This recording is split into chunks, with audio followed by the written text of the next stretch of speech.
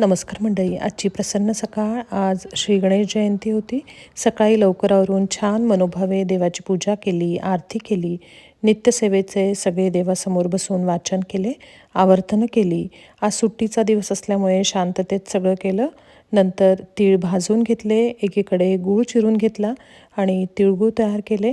गणपती बाप्पाला आज तिळगुळाच्या मोदकांचा नैवेद्य दाखवण्यासाठी तिळगुळाचे मोदक तयार केले. सध्या इकडे संत्री खूप छान आलेली आहेत. आज दोघांचा आमचा उपवास होता, त्यामुळे ज्यूस करून घेतला आणि मुलीला पनीर पराठा करून दिला. मुलीची अमेरिकन मैत्रीण दाबेली खाण्यासाठी दुपारी येणार होती.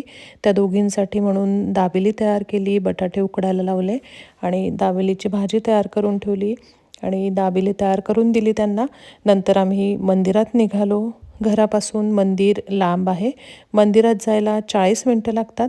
तिकडे पोहोचलो आणि आरतीला सुरुवात झाली.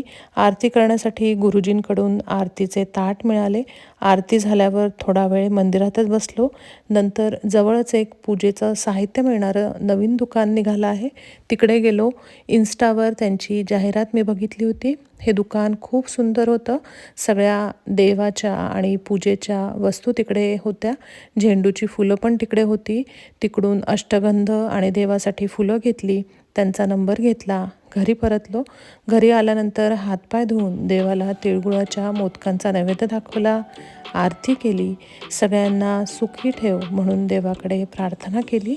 धन्यवाद.